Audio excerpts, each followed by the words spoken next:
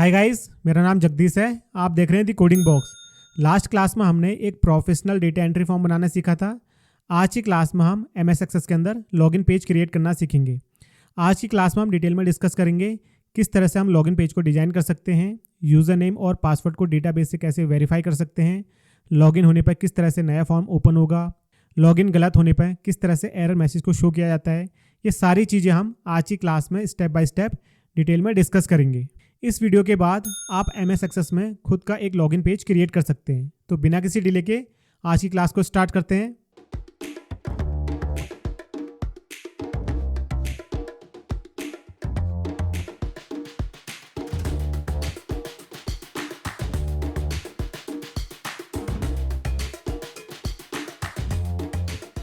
Hi guys, हम main screen पर आ चुके हैं। आज की क्लास को स्टार्ट करते हैं।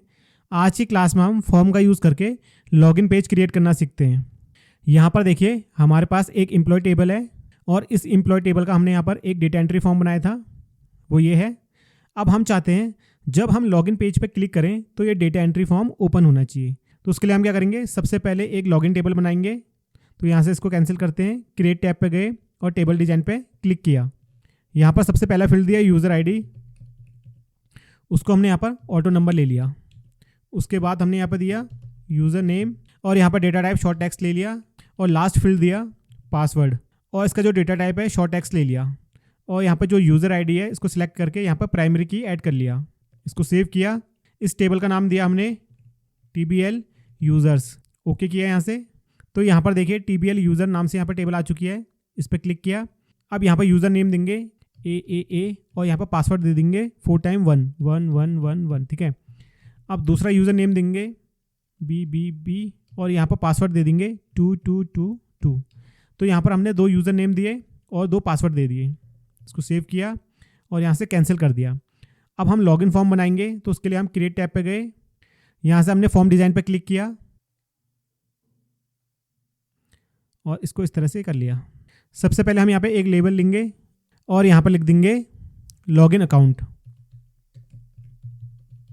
ठीक है। उसके बाद फिर से फॉर्म डिज़ाइन पे जाएंगे। यहाँ से हमने लेबल लिया और यहाँ पर ड्रैग कर दिया और यहाँ पर लिख देंगे हम यूज़र नेम।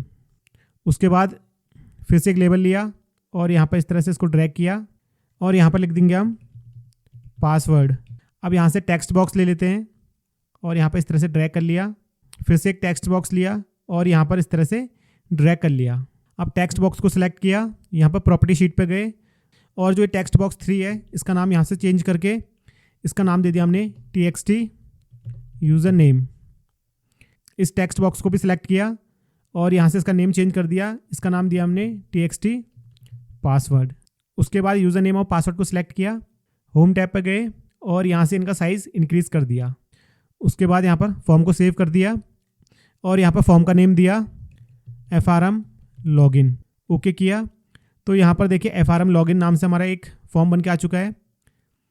इस पर राइट क्लिक किया और फॉर्म व्यू पर गए। तो यहाँ पर देखिए इस तरह से हमारा लॉगिन अकाउंट शो हो रहा है। अब इस पर राइट क्लिक करते हैं और डिज़ाइन व्यू पे जाते हैं और यहाँ से इसको थोड़ा सा अरेंज कर लेते हैं।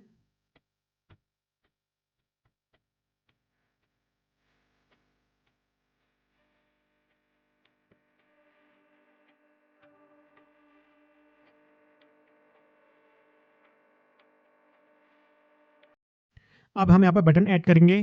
तो उसके लिए हमने यहाँ पर राइट क्लिक किया, डिज़ाइन व्यू पर गए और यहाँ पर बटन को सिलेक्ट कर लिया और यहाँ पर इस तरह से ड्रैग किया और यहाँ से कैंसिल कर दिया। उसके बाद इसमें डबल क्लिक किया और यहाँ पर लिख दिया लॉगिन। ओके। अब हमें बैकग्राउंड में एक इमेज चाहिए। तो हम फॉर्मेट टैब पर गए, बैकग्राउंड पर क्लिक किया, ब्राउज पर क्लिक किया और यहाँ से इमेज को सिलेक्ट कर लिया। ओके किया। तो यहाँ पर देखिए जो बैकग्राउंड है यहाँ पर इमेज भी आ चुकी है। इसको यहाँ से सेव करेंगे और राइट क्लिक करेंगे और फॉर्म व्यू पर जाएंगे। तो यहाँ पर देखिए जो लॉगिन अकाउंट है हमारा वो इस तरह से शो हो रहा है। यहाँ पर देखिए जो लॉगिन बटन है इसका कलर भी चेंज कर सकते हैं। यहाँ से राइट क्लिक किया, डिज़ाइन व्यू पर गए और यहाँ से थोड़ा सा इसको अरेंज कर लेंगे और यहाँ से जो लॉगिन बटन है इस पर राइट क्लिक किया। यहाँ पर देखिए फिल एंड बैक कलर है, यहाँ से इसमें हम कोई भी कलर फिल कर सकते हैं। उसके बाद फॉर्म डिज़ाइन पे गए और यहाँ पर प्रॉपर्टी शीट पे गए और यहाँ पर जो बॉर्डर स्टाइल है इसको यहाँ से ट्रांसपेरेंट कर दिया। यहाँ से इसको सेव किया, राइट क्लिक किया, फॉर्म व्यू पे चले गए। तो यहाँ पर देखिए लॉगिन बटन इस तरह से शो हो रहा है। इसका कलर चेंज कर लेते हैं। फिर से यहाँ पर डिज़ाइन व्यू पे गए और बटन पर राइट क्लिक किया और यहाँ से इसका जो कलर है वो चेंज कर दिया। यहाँ से सेव किया इसको और यहाँ से फॉर्म व्यू पे चले गए। तो यहाँ पर देखिए इस तरह से हमारा लॉगिन पेज शो हो रहा है।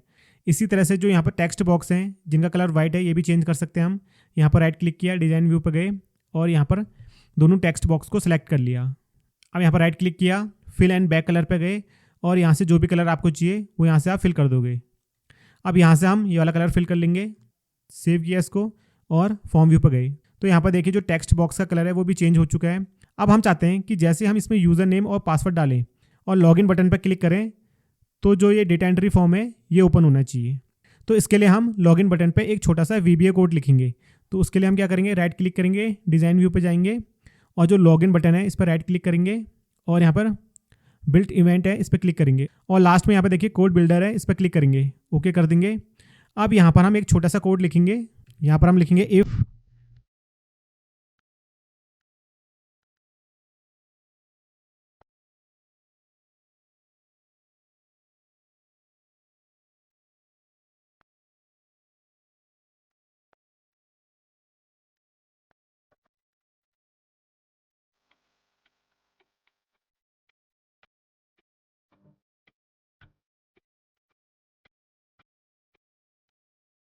तो यहाँ पर देखिए हमने एक छोटा सा कोड लिखा, इसके बारे में मैं आपको समझा देता हूँ। तो जो ये लाइन है इसके बारे में सबसे पहले मैं आपको समझाता हूँ।